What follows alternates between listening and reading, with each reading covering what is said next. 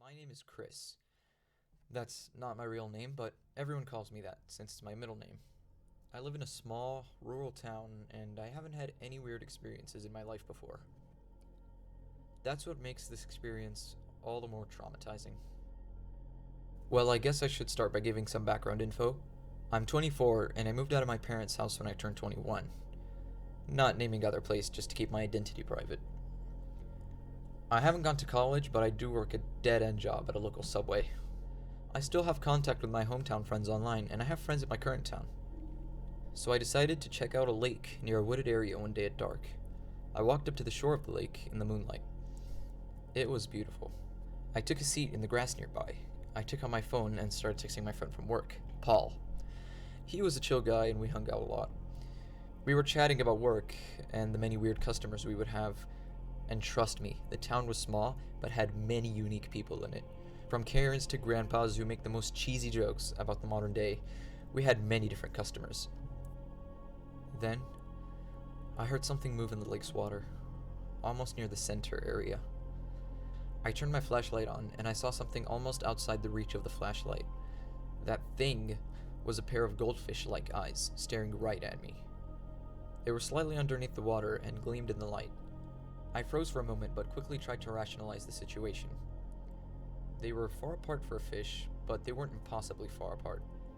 And there were probably a lot of fish in the lake. I remember catching a 15-inch bass when I was a kid, so this could just be another large unknown fish. The eyes then sank back down into the depths of the lake, and I stood there confused, but I shrugged it off as a creepy but otherwise normal encounter with a large fish.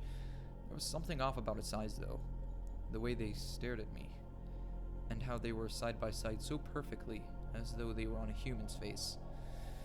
Again, I shrugged this off, which was stupid of me looking back. I got home and I sat on the couch and started watching cartoons. The rest of the night was a blur. The next day at work, I told Paul about my encounter in the lake. He just laughed and said, "You're that scared of a stupid fish?" I replied, "Well, I'm not scared, you jerk. I'm just wondering what kind of fish that was." We both laughed, then we made the worst choice we would ever make in our entire lives. I looked at him and said, "Look, Paul, how about we go over there and see what the hell is up with that lake on Sunday? 2 days from now. Deal?" Paul looked at me and said, Alright, deal. I'm the bigger guy.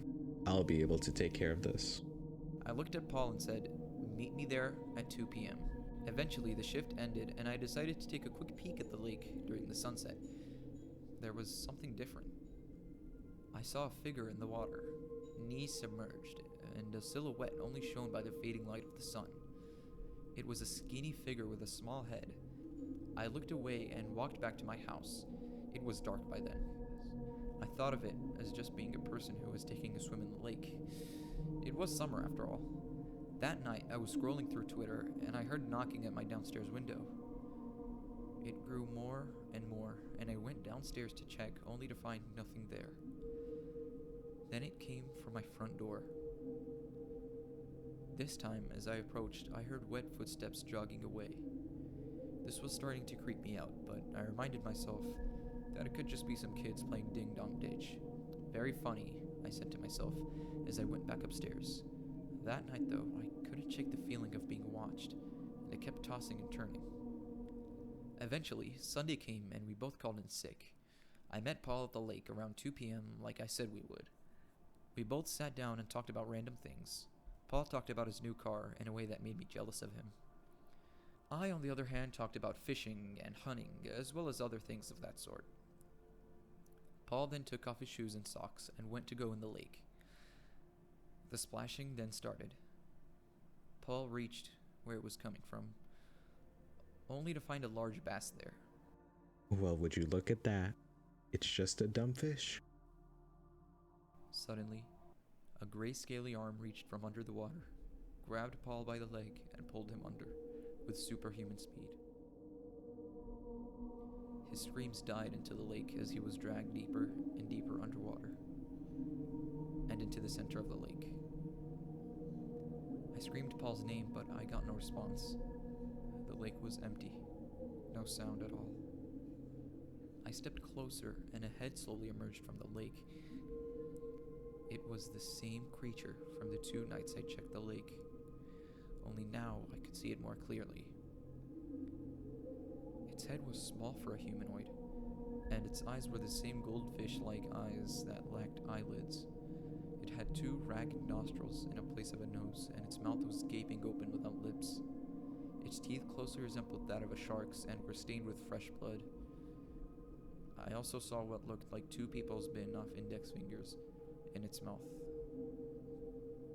One was Paul's finger, and the other I couldn't identify.